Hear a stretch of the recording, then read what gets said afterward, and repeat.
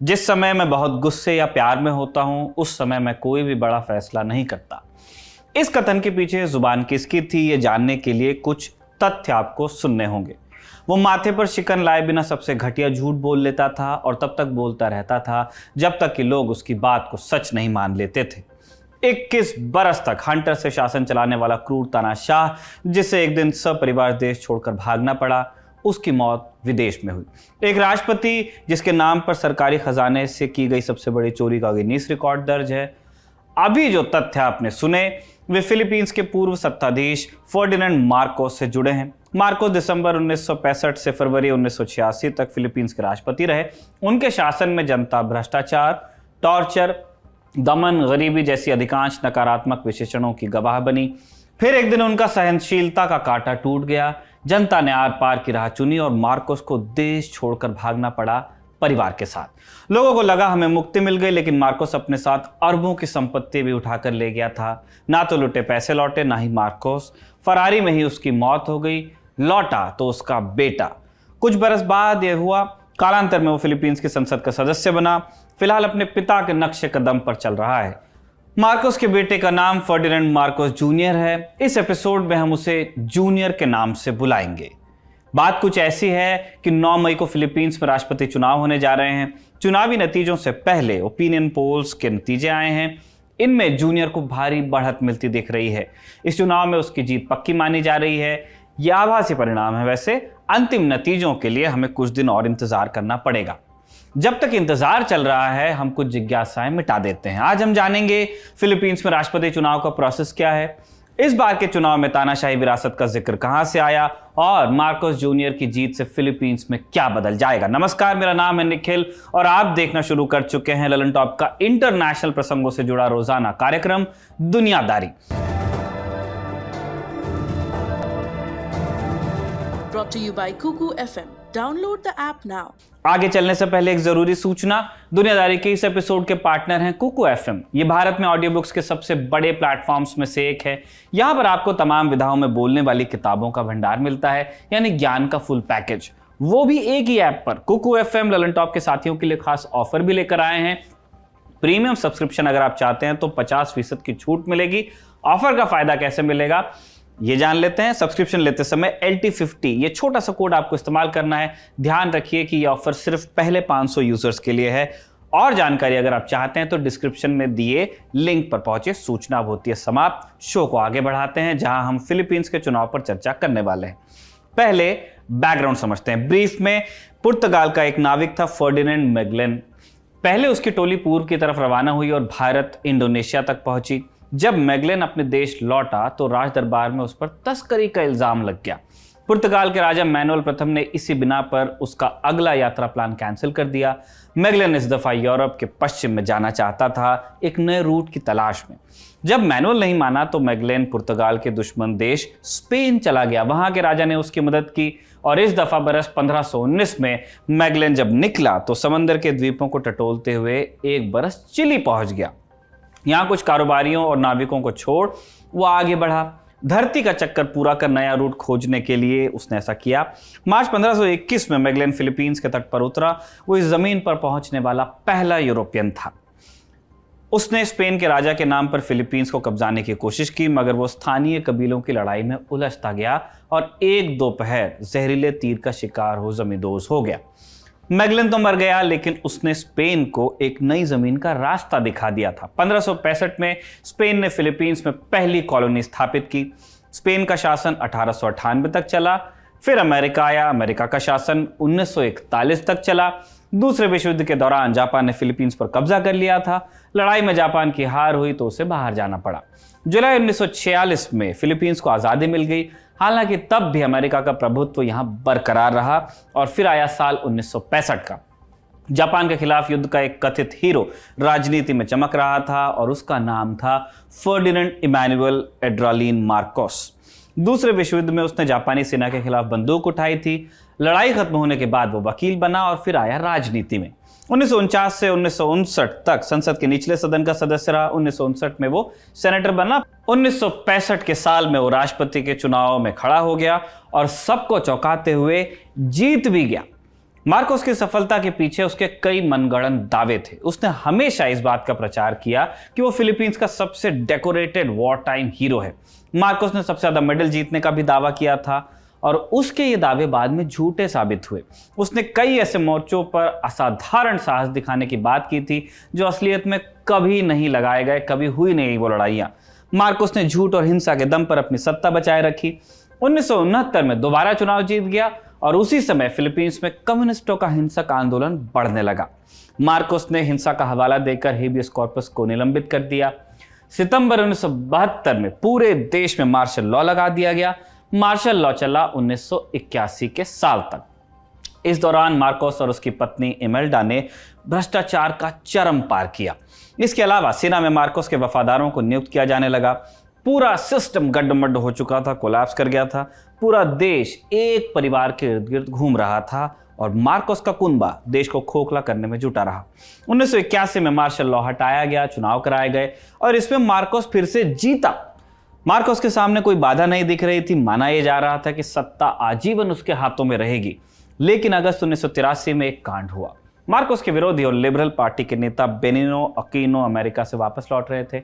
Manila airport से निकलते समय उनकी हत्या कर दी गई। इस केस में मार्कोस के कुछ करीबी लोगों पर मुकदमा चला, लेकिन उन्हें जल्दी ही बरी भी कर दिया गया। इस हत्याकांड ने अकीनो को शहीद का दर्जा दिला दिया। कई विरोधी पार्टियां, कैथोलिक चर्च, बिजनेस एलीट समेत कई गुट मार्कोस के खिलाफ हो गए। उनसे पद छोड़ने की मांग की जाने लगी। मार्कोस ने फरवरी 1986 में नए सिरे से चुनाव कराने का ऐलान कर दिया। जब नेशनल असेंबली ने मार्कोस को विजेता घोषित कर दिया, तब उनके विरोधी और सेना के कुछ जनरल बेनिनो की विधवा कोरिजन अकीनो के साथ खड़े हो गए। 22 फरवरी 1986 को पीपुल्स वार मूवमेंट की शुरुआत हुई और मार्कोस ने अंतिम समय तक अपनी कुर्सी बचाने की कोशिश की। उसने समझौता भी करना चाहा, लेकिन बात हाथ से बाहर निकलती गई। बाहर से भी काफी दबाव पड़ रहा था और आखिरकार 25 फरवरी 1986 को मार्कोस अपने परिवार और वफादारों के साथ देश छोड़कर भाग गया।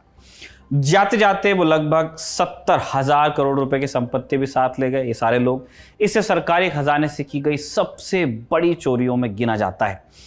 1989 में मार्कोस की मौत हो गई। कुछ बरस बाद फिलीपीन सरकार ने मार्कोस परिवार को वापस लौटने की इजाजत दे दी और इसी तानाशाह मार्कोस का बेटा मार्कोस जूनियर इस बरस चुनाव में जीत का सबसे बड़ा दावेदार बनकर उभरा है। जूनियर ने अपने पिता के अपराधों को कमतर करके आंकने की कोशिश की है। वो ऑनलाइन कैंपेन्स के जरिए अपने पिता को मसीहा साबित करने में जुटा है। फिलीपींस की आबादी का बड़ा हिस्सा मार्कोस युग के बाद का है। फिलहाल इस आबादी ने मार्कोस के अत्याचारों को ना तो देखा है और ना ही भोगा है। इसीलिए वो जूनियर के साथ खुद को थोड़ा सहज महसूस कर रहे हैं। इस सहजता ओपिनियन पोल से मिल रहे नतीजों में साफ साफ दिख भी रही है। 54% वोटर्स जूनियर को राष्ट्रपति बनाने के पक्ष में हैं। दूसरे नंबर पर लेनी रेबेरडो का नाम है। वो फिलहाल देश के उपराष्ट्रपति हैं और उन्हें 28% वोटर्स का समर्थन मिला हुआ है। लेनी 2012 में पति की मौत के बाद राजनीति में आई। उससे पहले वो एक एनजीओ के लिए काम किया करती थी। मार्कोस जूनियर की जीत से किस तरह के नुकसान की आशंका है, अब इसको समझते हैं। जूनियर को मौजूदा राष्ट्रपति रोड्रिगो दुतर्ते का समर्थन मिला हुआ है। संविधान के मुताबिक दुतर्ते दोबारा राष्ट्रपति चुनाव में खड़े नहीं हो सकते। उनकी बेटी सारा दुतर्ते उपराष्ट्रपति पद के लिए खड़ी हुई हैं। अगर जूनियर और सारा दोनों चुनाव जीत गए, जिसकी प्रबल संभावना भी है, तो ये दुतर्ते के लिए फायदेमंद रहने वाला है। दुतर्ते पर वॉर ऑन ड्रग्स के नाम पर बेगुनाहों की निर्मम हत्या के कई आरोप हैं।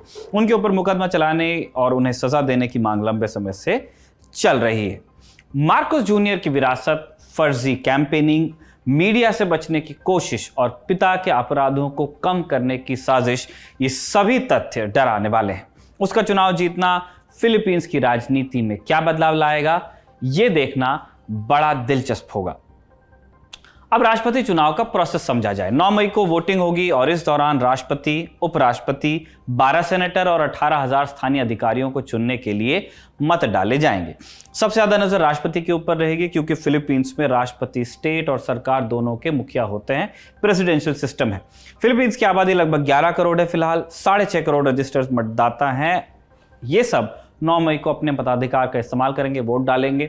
जो मतदाता देश से बाहर रहते हैं उनके लिए 10 अप्रैल को वोटिंग शुरू हो गई थी। राष्ट्रपति चुनाव में कौन खड़ा हो सकता है, इसे समझा जाए। पहली शर्त, उसकी पैदाइश फिलीपींस में हुई हो। इसके बाद फिलीपींस में वोटर के तौर पर उसका रजिस्टर्ड होना जरूरी है, पढ़ना और लिखना उसे आता हो, उम्र 40 बरस या उससे ऊपर होनी चाहिए और चुनाव से कम 10 साल फिलीपींस में रिहाइश रही हो। उस शख्स को राष्ट्रपति पद पर 4 बरस से अधिक समय तक ना रहा हो, यह भी एक शर्त है, पहले से राष्ट्रपति ना हो। फिलीपींस में राष्ट्रपति का कार्यकाल 6 बरस का होता है। राष्ट्रपति पद पर रह चुका व्यक्ति दोबारा चुनाव नहीं लड़ सकता। अगर पद पर रहते हुए राष्ट्रपति की मौत हो जाती है या किसी और वजह से कुर्सी खाली होती है तो नया राष्ट्रपति चुनने तक 3 लोगों में से कोई एक कार्यवाहक की भूमिका निभा सकते हैं। कौन कौन होंगे ये? पहला नंबर उपराष्ट्रपति का आता है, ऑब्वियस भी है। अगर वो ना हो तो सेनेट के अध्यक्ष, अगर पहले दोनों ना हो तो हाउस ऑफ रिप्रेजेंटेटिव्स के स्पीकर कार्यवाहक राष्ट्रपति की भूमिका निभाते हैं। अगर तीनों ही ना हो तो एक्टिंग प्रेसिडेंट चुनने की जिम्मेदारी फिर संसद की हो जाती है फिलीपींस की।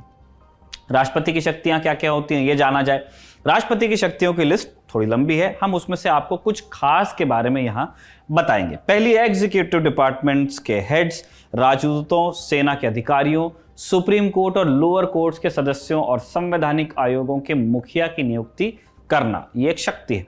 नेशनल सिक्योरिटी काउंसिल की अध्यक्षता करना, यह भी एक शक्ति है राष्ट्रपति की। स्थानीय सरकारों को सुपरवाइज करना, फिलीपींस की सशस्त्र सेनाओं के कमांडर इन चीफ की भूमिका निभाना, यूएस की तरह। संसद की सहमति से पूरे देश या कुछ हिस्से में मार्शल लॉ लगा पाना, यह भी एक शक्ति है। संसद के द्वारा पास किए गए बिल को अप्रूव या वीटो कर पाना, संसद के रेगुलर सेशन की शुरुआत और अंत में संबोधन देना आदि।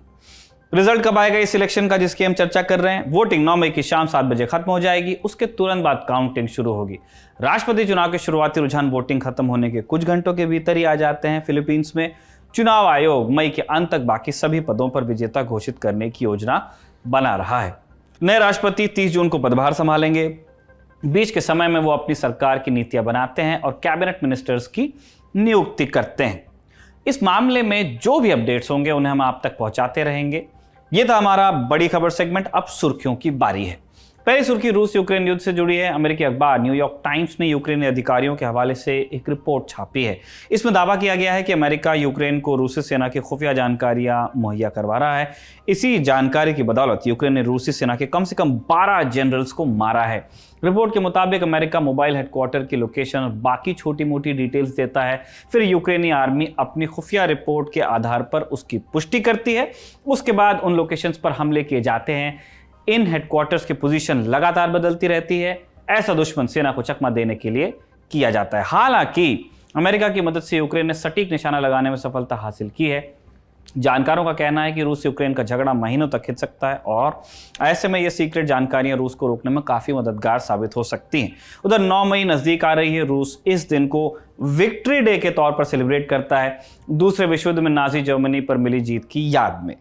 चर्चा चल रही है कि रूस 9 मई को बड़ा सरप्राइज दे सकता है। वो आधिकारिक तौर पर युद्ध का ऐलान कर सकता है या फिर यूक्रेन पर हमला तेज कर सकता है। रूसी सत्ता प्रतिष्ठान के केंद्र क्रेमलिन ने इससे इनकार किया है, लेकिन पुतिन के अगले कदम के बारे में अंदाजा लगाना कतई मुश्किल होता है। हमें 9 मई के आने का और बीतने का इंतजार करना होगा इसके लिए। दूसरी सुर्खी बेलारूस से है। पड़ोसी देश सोवियत संघ के विघटन के बाद बेलारूस के पहले लीडर रहे स्टानिस्लाव शुस्केविच का निधन हो गया है। वो 87 साल के थे। शुस्केविच ने 1994 तक बेलारूस की सत्ता संभाली। उनके बाद गद्दी पर अलेक्जेंडर लुकाशेंको बैठे। लुकाशेंको ने पिछले 28 बरस से कुर्सी छोड़ी नहीं है। वैसे उन्होंने साम दाम दंड भेद की नीति से अपनी कुर्सी बचाकर रखी है और इन्हीं वजहों से लुकाशेंको को यूरोप का आखिरी तानाशाह कहा जाता है।